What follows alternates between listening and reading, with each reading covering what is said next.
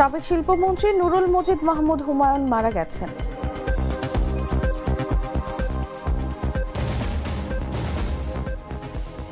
$144 ধারা অবরোধে স্থবির খাগড়াছড়ি, থমথমে গুইমারা।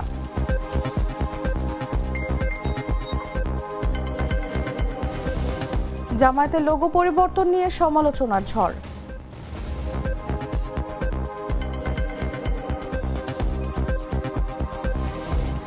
পশ্চিমবঙ্গের পূজা মণ্ডপে অসুর রূপে ট্রাম্প শাহবাজ।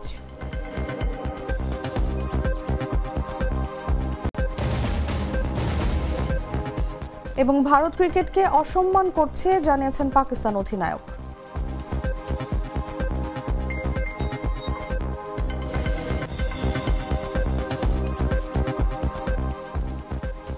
এতক্ষণ শুনছিলেন সংবাদ শিরোনাম। দর্শক, আমন্ত্রণ বেলা 11টার সংবাদে, সাথে আছি আমি তাসলিমা তিথি।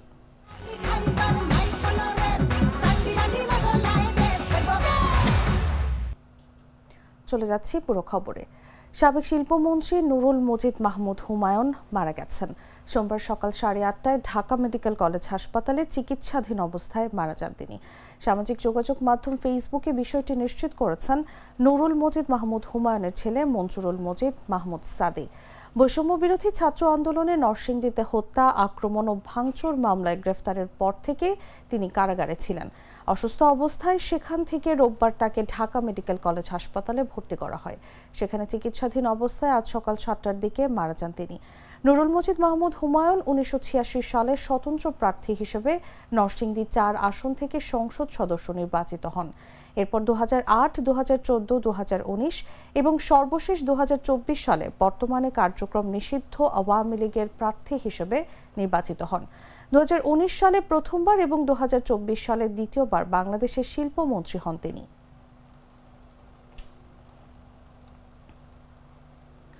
খাগড়াছড়িতে জারি করা 144 ধারার মাঝেই অনির্দিষ্টকালের সড়ক অবরোধ চলছে।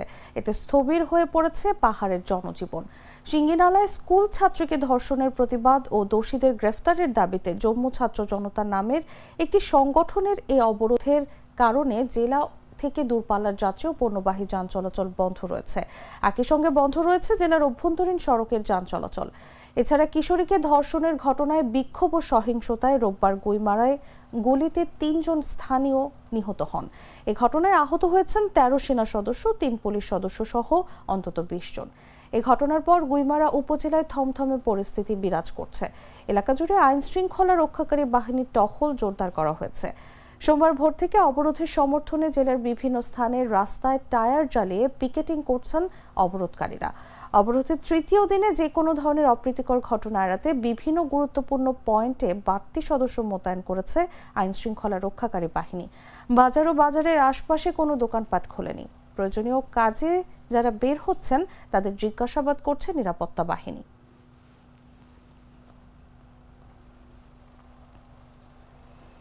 ফেসবুকে একে অপরের নাম উল্লেখ না করেও তীব্র বাক্য বিনিময় করলেন যুব ক্রীড়া উপদেষ্টা আসিফ মাহমুদ সজীব ভুঁইয়া এবং বাংলাদেশ জাতীয় ক্রিকেট দলের সাবেক অধিনায়ক সাকিব আল হাসান। সাকিবের রাজনৈতিক পরিচয় ঘিরেই এই বিতর্কের সূত্রপাত বলে ধারণা করা হচ্ছে। কেউ কারো নাম উল্লেখ না করলেও তাদের ওপেন সিক্রেট বক্তব্যে সহজেই বোঝা যাচ্ছে তীর কার দিকে। এই ঘটনা আবারও আলোচনায় এনেছে তাদের পুরনো বিরোধ এবং সাকিব আল হাসানের আন্তর্জাতিক ক্রিকেটে ফেরা না ফেরার বিষয়টি। সামাজিক যোগাযোগ মাধ্যমে কেউ কারো নাম উল্লেখ না করে পাল্টে স্ট্যাটাস দিয়েছেন যুব ও ক্রীড়া উপদেষ্টা আসিফ মাহমুদ সজীব ভুঁইয়া এবং দেশসেরা ক্রিকেটার সাকিব আল হাসান। তাদের এমন ওপেন সিক্রেট বক্তব্যে তোলপাড় নেট দুনিয়া।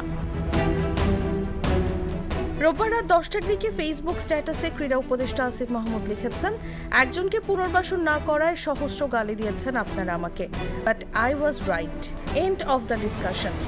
তার এই স্ট্যাটাসে কাকে উদ্দেশ্য করে বলা হয়েছে তা বুঝে ফেলেছেন সামাজিক যোগাযোগ মাধ্যম ব্যবহারকারীরা। আসিফ মাহমুদের ইঙ্গিতটা সাকিব আল হাসানের দিকেই ছিল সেটা বোঝা যায়, কারণ রোববার রাত 9টার দিকে সাকিব আল হাসান ফেসবুকে একটা ছবি পোস্ট করেন যেখানে গণঅভ্যুত্থানের পর পলাতক ক্ষমতাচ্যুত প্রধানমন্ত্রী শেখ হাসিনার সঙ্গে দেখা যায় তাকে। ছবির ক্যাপশনের সাকিব লেখেন, শুভ জন্মদিন আপা। এরপর আসিফ মাহমুদের স্ট্যাটাস চোখে পড়ে। এর পাল্টা জবাব দেন সাকিব আল হাসান। বাংলাদেশ সময় রাত 11:20 দিকে সাকিব নিজের ফেসবুকে লেখেন, যাক শেষমেশ কেউ একজন স্বীকার করে নিলেন যে তার জন্য আমার আর বাংলাদেশের জার্সি গায়ে দেয়া হলো না, বাংলাদেশের জন্য খেলতে পারলাম না। ফিরবো হয়তো কোনোদিন আপন মাতৃভূমিতে। ভালোবাসি বাংলাদেশ। আওয়ামী লীগের উপদেষ্টা পরিষদের সদস্য ও সাবেক বাণিজ্য মন্ত্রী তোফায়েল আহমেদ লাইফ সাপোর্টে রয়েছেন। শারীরিক অবস্থার অবনতি হওয়ায় তাকে রাজধানীর একটি হাসপাতালে লাইফ সাপোর্টে নেওয়া হয়েছে। রোববার রাতে তোফায়েল আহমেদের এক আত্মীয় এই তথ্য নিশ্চিত করেছেন। দীর্ঘদিন ধরেই অসুস্থ তোফায়েল আহমেদ, সম্প্রতি জ্বর হয়েছিল। শরীর অনেক দুর্বল হয়ে গেছে। অবস্থার অবনতি হলে তাকে দ্রুত হাসপাতালে নেওয়া হয়। পরে চিকিৎসকদের পরামর্শে তাকে লাইফ সাপোর্টে রাখা হয়েছে। পরিবারের পক্ষ থেকে দেশবাসীর কাছে তার সুস্থতার জন্য দোয়া কামনা করা হয়েছে। বাংলাদেশ জামায়াতে ইসলামী দলীয় লোগো পরিবর্তনের উদ্যোগ নিয়েছে। রোববার ঢাকায় নিযুক্ত স্পেনের রাষ্ট্রদূতের সঙ্গে বৈঠকে জামায়াত আমির ডাক্তার শফিকুর রহমানের পেছনে রাখা দলীয় পতাকা এবং দেয়ালে লাগানো নতুন লোগো সামনে এসেছে। এরপরে বিষয়টি নিয়ে সামাজিক যোগাযোগ মাধ্যমে আলোচনা সমালোচনার ঝড় উঠেছে। নতুন লোগোতে সবুজ পতাকার মাঝে কিতাবের ওপর উদীয়মান সূর্য রয়েছে, তার উপর রয়েছে কলম। কলমটি ব্যবহৃত হয়েছে দলীয় প্রতীক দাঁড়িপাল্লার দণ্ড হিসেবে। কিতাবের দুই প্রান্ত থেকে একটি অর্ধ পরাবৃত্ত রয়েছে। কেউ কেউ বলছেন জামায়াতের লোগো পরিবর্তনের বিষয়টি রাজনীতিতে নতুন বার্তা দিচ্ছে। তারা সেকুলার হওয়ার চেষ্টা করছে, পশ্চিমাদের আস্থাভাজন হওয়ার চেষ্টা করছে।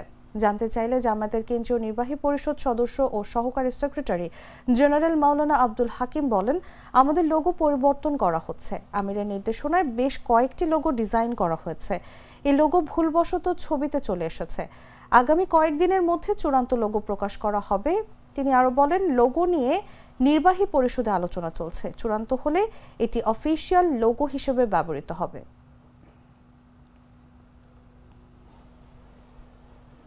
বেশি পাকা টমেটো আর সিক্রেট রেসিপির কম্বিনেশনে তৈরি প্রাউন সস, সসের বস।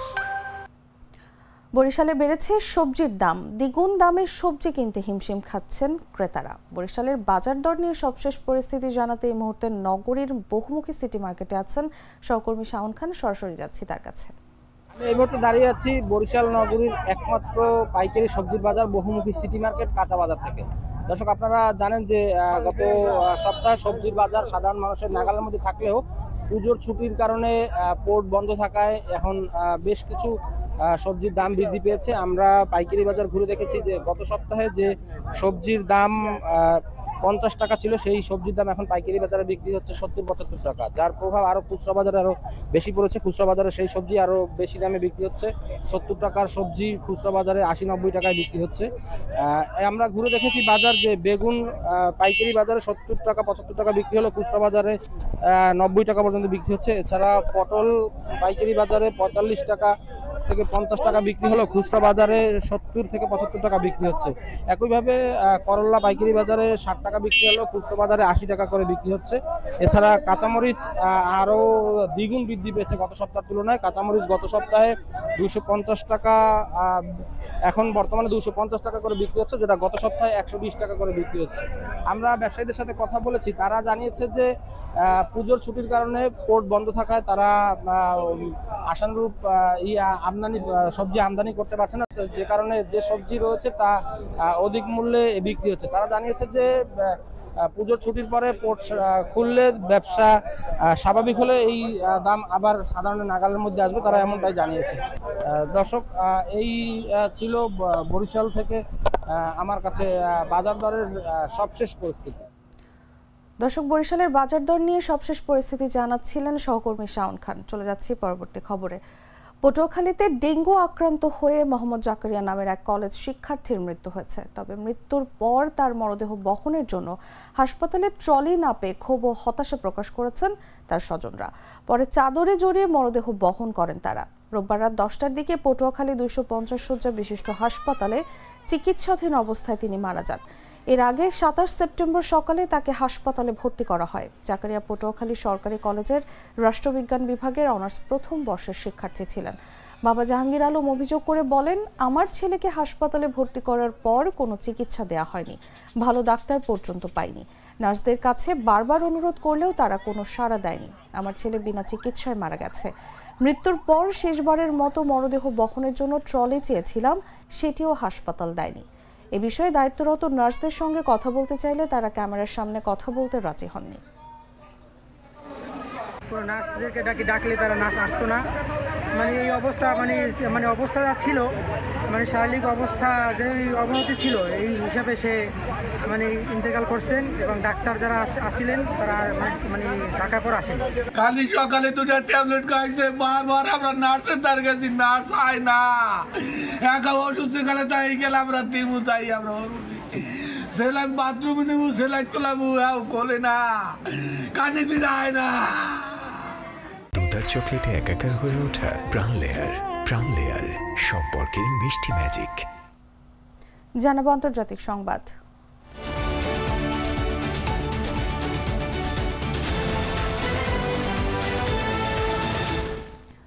পশ্চিমবঙ্গে দুর্গাপূজার কয়েকটি মণ্ডপে ওসর হিসেবে দেখা মিলল মার্কিন প্রেসিডেন্ট ডোনাল্ড ট্রাম্প ও পাকিস্তানের প্রধানমন্ত্রী শাহবাজ শরীফকে।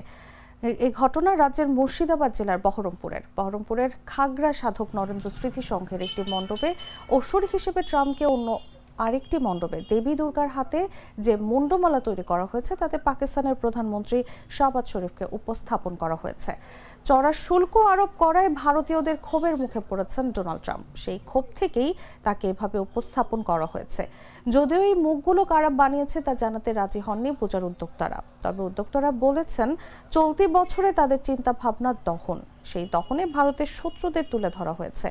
মূলত যুক্তরাষ্ট্র, পাকিস্তান ও বাংলাদেশকে শত্রু মনে করা হচ্ছে। उसमें हम यही मैसेज देना चाहते हैं, भारत के ऊपर जो बाहर की ताकत बांग्लादेश, पाकिस्तान का और चीन का जो लगातार अटैक हो रहा है, इसमें हमारा यही मैसेज है, हम लोग सक्षम है इस अटैक को रोकने के लिए और पलटा जो हमारा जो रिएक्शन है वो देने के लिए। हम लोग का मैसेज यही है, देश का शत्रु का विनाश हो, देश का शत्रु खत्म हो जाए, हम लोग के भारतवर्ष का जो शत्रु देश है। तो हम लोग जब इस थीम के बारे में सोच रहे थे हम लोग के शिल्प आर्टिस्ट के साथ, तब देश का शत्रु का नाम अभी फिलहाल जो परिस्थिति है अभी फिलहाल उभर के यही आया है, बांग्लादेश और पाकिस्तान। यही दिमाग में हम भारतवासी सबका आता है। যুক্তরাষ্ট্রের মিশিগান অঙ্গরাজ্যের একটি গির্জায় ভয়াবহ বন্দুক হামলা ও অগ্নিসংযোগের ঘটনায় অন্তত 4 জন নিহত এবং 8 জন আহত হয়েছেন। মিশিগানের শহরতলি গ্র্যান্ড ব্ল্যাঙ্ক টাউনশিপের ল্যাটার ডে সেন্টসের জেসাস ক্রাইস্ট চার্চে এই হামলার ঘটনা ঘটে। পরে পুলিশের গুলিতে হামলাকারী নিহত হয়েছেন বলে জানানো হয়েছে। গির্জার কর্তৃপক্ষ জানিয়েছে প্রার্থনা চলাকালীন গির্জার সামনের দিকে একটি গাড়ি চালিয়ে দেন একজন বন্দুকধারী। এ সময় ওই ব্যক্তি গুলি চালান এবং ইচ্ছাকৃতভাবে আগুন ধরিয়ে দেন। পরে সেই আগুন ছড়িয়ে পড়ে। আগুন লাগা ভবনে আরও হতাহত থাকতে পারে বলে ধারণা করেছে পুলিশ জানিয়েছে বন্দুকধারীর সঙ্গে সেখানে দায়িত্বরত পুলিশ কর্মকর্তাদের গুলি বিনিময় হয়। গুলিতে হামলাকারী নিহত হয়েছেন। প্রাথমিকভাবে ওই ব্যক্তিকে থমাস জ্যাকব সানফোর্ড নামে শনাক্ত করেছেন তদন্তকারীরা। 40 বছর বয়সী ওই বন্দুকধারী পার্শ্ববর্তী বার্টন শহরের বাসিন্দা। জানাবো খেলার খবর।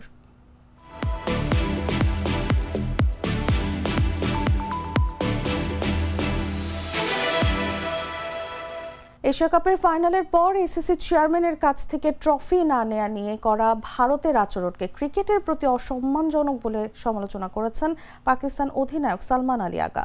রোববার দুবাই রোমাঞ্চকর ফাইনালে পাকিস্তানকে 5 উইকেটে হারিয়ে শিরোপা জিতলেও ভারতীয় দল এসিসি সভাপতি পাকিস্তানের মাহসিন নকভির হাত থেকে ট্রফি গ্রহণ করতে অস্বীকৃতি জানায়। এছাড়া পুরো টুর্নামেন্টেই ভারত পাকিস্তান খেলোয়াড়দের মধ্যে কর্মর্দন হয়নি। এই নিয়েই ক্ষোভ প্রকাশ করেন সালমান আগা। ফাইনাল শেষে সংবাদ সম্মেলনে তিনি বলেন, ভারত যা করেছে তা খুবই হতাশাজনক। আমাদের সঙ্গে কর্মর্দন না করে তারা শুধু পাকিস্তানকে নয় ক্রিকেটকে অসম্মান করেছে। ভালো দলগুলো এভাবে আচরণ করে না। আমরা আমাদের দায়িত্ব পালনের জন্যই একা ট্রফির সঙ্গে ছবি তুলেছি। তিনি আরো বলেন, আমি সূর্যকুমার যাদবের সঙ্গে ব্যক্তিগতভাবে হাত মিলিয়েছি। টুর্নামেন্ট শুরুর আগে সংবাদ সম্মেলনে এবং রেফারির মিটিংয়ে তিনি হাত মেলান, কিন্তু ক্যামেরার সামনে তারা সেটা করেন না। আমি নিশ্চিত তিনি নির্দেশ মেনে চলছেন।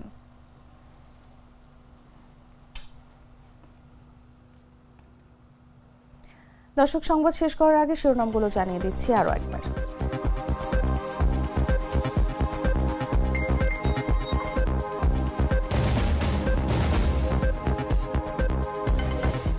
সাবেক শিল্পমন্ত্রী নুরুল মজিদ মাহমুদ হুমায়ুন মারা গেছেন।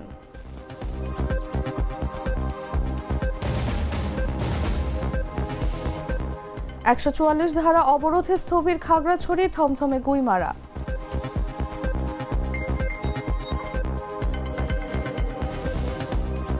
জামায়াতের লোগো পরিবর্তন নিয়ে সমালোচনার ঝড়।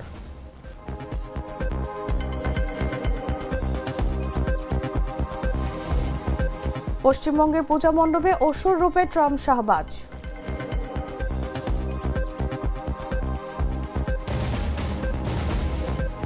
এবং ভারত ক্রিকেটকে অসম্মান করছে, মন্তব্য পাকিস্তান অধিনায়কের।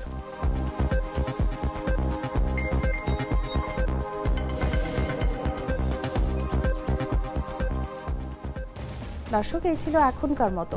এরপর দেখবেন দুপুর 1টা নিউজ। প্রতি মুহূর্তে সর্বশেষ খবর জানতে ভিজিট করুন jagonews24.com। ফলো করুন আমাদের ভেরিফাইড ফেসবুক পেজ এবং সাবস্ক্রাইব করুন জাগো নিউজের ইউটিউব চ্যানেল। ধন্যবাদ সবাইকে।